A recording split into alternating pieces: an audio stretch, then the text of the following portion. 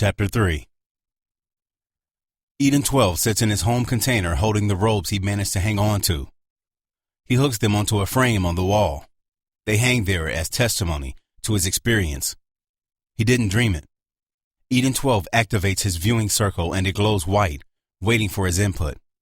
Eden 12 starts issuing commands to the system.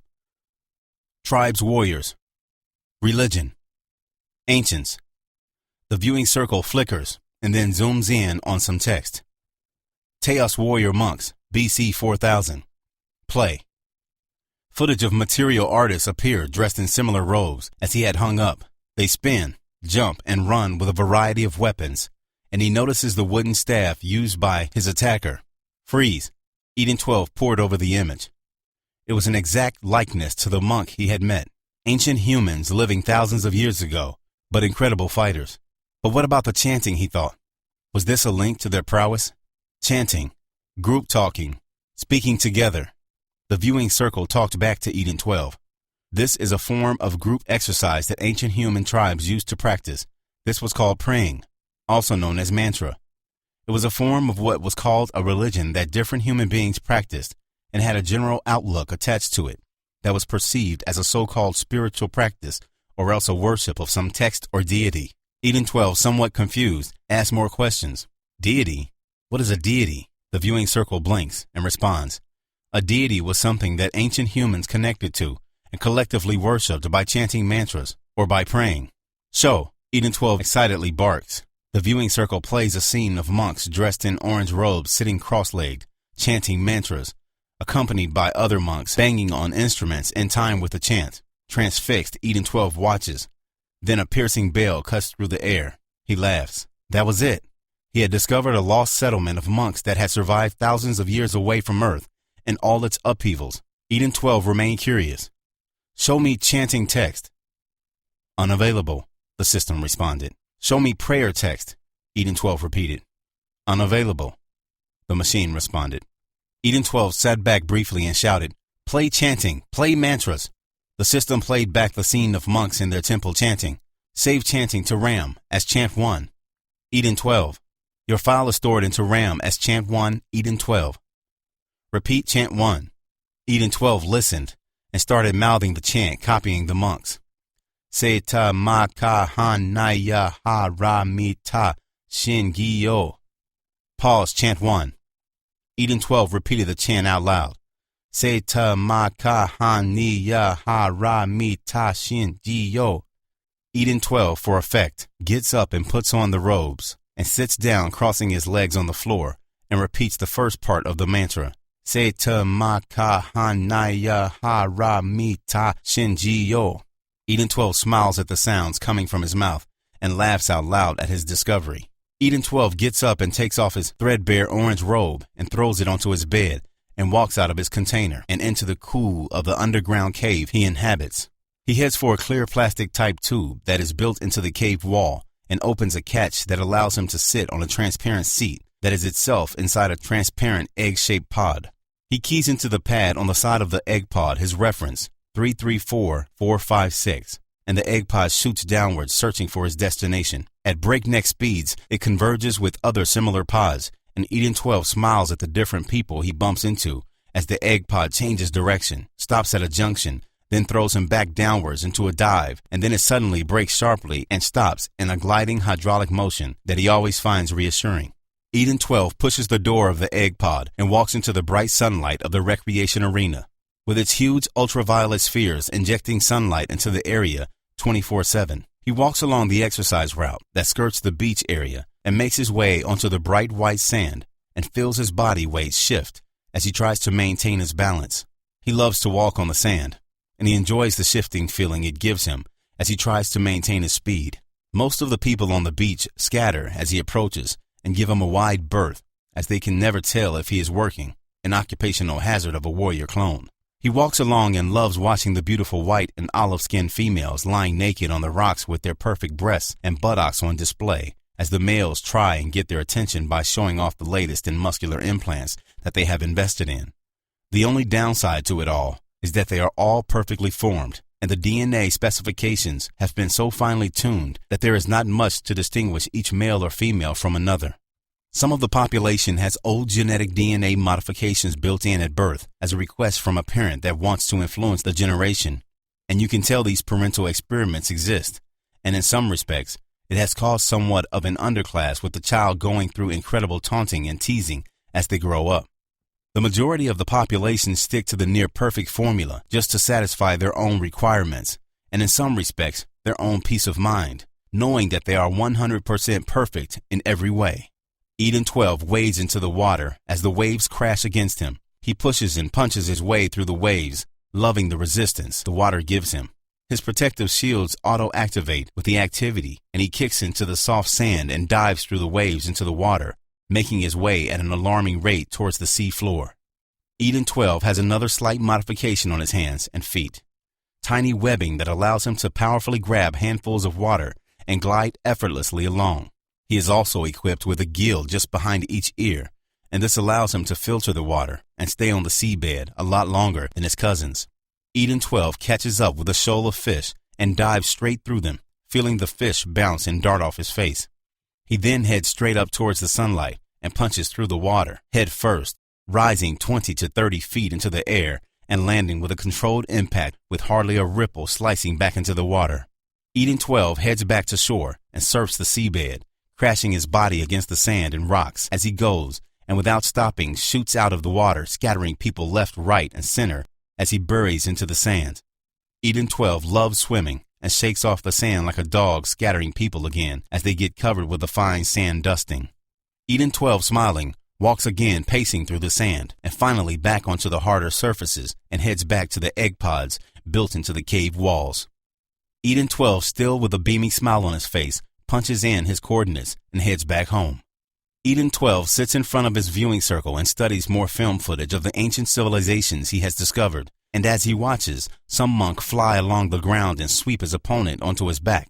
Eden 1 breaks the picture and appears. Eden 12, can you please report to HQ in the next 20 clicks? Your orders will be presented at the briefing.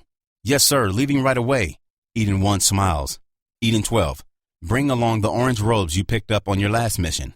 Eden 12 grabs the robes and flies out of the door into his pod and blasts out of the ground, and without skirting the road track gets airborne and into the highest speed his machine can achieve. As he backs the power off, Eden 12 notices that no other warriors are present or making their way to the briefing, and as he shoots back into the ground and docks with the HQ, Eden 12 jumps out of his craft and makes his way along the corridor to the briefing room. Eden 1, 2, 3, and 4 are sat in a room waiting for him. Sit down, Eden 12. We have a special assignment for you. Eden 12 sits in anticipation. Eden 12, you are to proceed to these coordinates just south of the mountain area that we engaged with on our last mission. The destination is a river that winds its way through the mountains and into the lake that you mentioned in your report.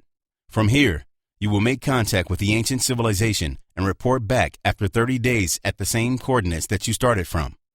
It is imperative that you learn as much as you can about this civilization and report back with as much information as you can get about the species. Given that they are a superior warrior class and have so far been actively engaged in peaceful existence above the clouds, then we will not be sending a task force to nuke their positions. We prefer to observe, if allowed, and then decide. We will make a decision based on your report. Good luck, Eden 12, and we look forward to your detailed report in 30 days. Eden 12 stands up quickly, excited at going back to the mountains, and thanks his commanding officers for the opportunity. Eden 12 quickly walks back to his pod, checking a nuclear stick out along his way.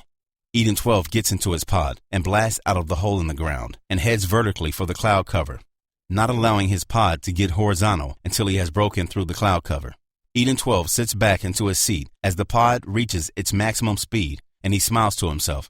Today is looking like it's going to be a great day, he says out loud, and he punches the EMD into life as it tracks him to the coordinates set by the commanders.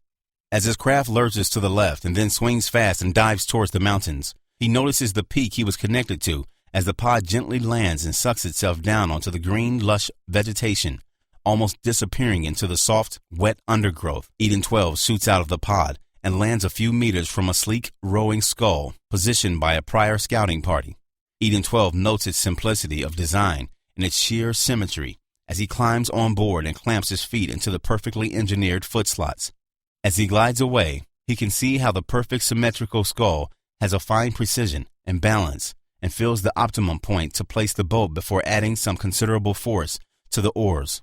Eden 12 glides silently and quickly through the clear, cold waters, hardly making a ripple as he reaches for a deep point in the water with the oars and with incredible strength sends the skull flying forward. As Eden 12 settles into an optimum pace, he hears the shrill cries of the bird he witnessed on his last visit, and he looks up as the giant bird circles the canyon and follows him as he winds his way through the narrow chasm in the rocks. The river opens up as he approaches the lake, and he notices that he is being escorted by a large gray wolf that has spotted him and is keeping pace with him along the river's edge. The wolf keeps one eye on him, the other on its way through the undergrowth. As he emerges into the lake, he spots the magnificent willow tree, now full of white blossom, looking resplendent as it languishes on the bank, its fine petals floating and twisting towards the lake and gently landing in small circles, adding to the beauty of the scene. Eden 12 tenses briefly as he spots a black object on one of the lower branches. He was alerted initially by two yellow piercing eyes in the shadows as a big black cat stares at the sight of Eden 12 gliding quickly past the tree and towards the opposite shore. Standing passively to greet him, all in white with his sword glinting in the sunlight, is the warrior who had provided his escape. As Eden 12 glides up onto the sandy bank with one last pull of the oars, the warrior remains as stationary as ever. As Eden 12 unclamps his feet from the bindings and walks towards the warrior, he bows and Eden 12 copies the act from one of the film clips he viewed. He adopts the same stance. Eden 12 unzips a pocket on his suit and unfolds the orange robe and pulls it over his head and again bows once more to the warrior.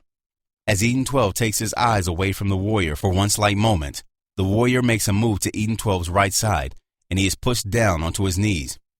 He remains there, not daring to move a muscle or to engage further with any eye contact, staring at the ground in front of him. Eden 12 remains in this position until the warrior glides silently and effortlessly up the sand to the steps and seems to float up the steps towards the summit. Eden 12 remains in the position until the next morning. Throughout the night, he sensed the big cat close to his position, interested to see if he could be new prey, but luckily, it never attacked. The wolf howled all night and kept him from drifting into a deep sleep. Eden 12 started to shift his weight momentarily as the sun started to light up the lake, and just as he was about to stand up, an arrow grazed the top of his skull, creating a deep ridge in its protective covering. Eden 12 quickly adopted his kneeling position before the next arrow kills him. 3 days pass in this position, and Eden 12 has to rely on his suit to recycle his body fluids to keep his body from closing down into a hypothermia stasis. And as he gently and slowly lowers his head to check that the system is engaged, a second arrow grazes his left arm, ripping the suit like a hot knife through butter. The flap from his cut suit gently flaps in the breeze off the lake. Towards the sunset, the white warrior appears and drifts slowly down to his position, and with the broadside of his sword, smashes it into Eden 12's arm and shouts quickly and softly, motioning him to rise. Eden 12 quickly got to his feet and again bowed to the warrior. The warrior circles him and with his elbow strikes Eden 12 with such force that he shoots forward and commences to walk a few paces. As he does so, another strike to his head keeps him from stopping, and Eden 12 heads for the steps, and he knows he has been accepted. With some trepidation and fear of upsetting his new master, Eden 12 negotiates the steps as quickly as he can, with the warrior pushing him and keeping pace with him at every step.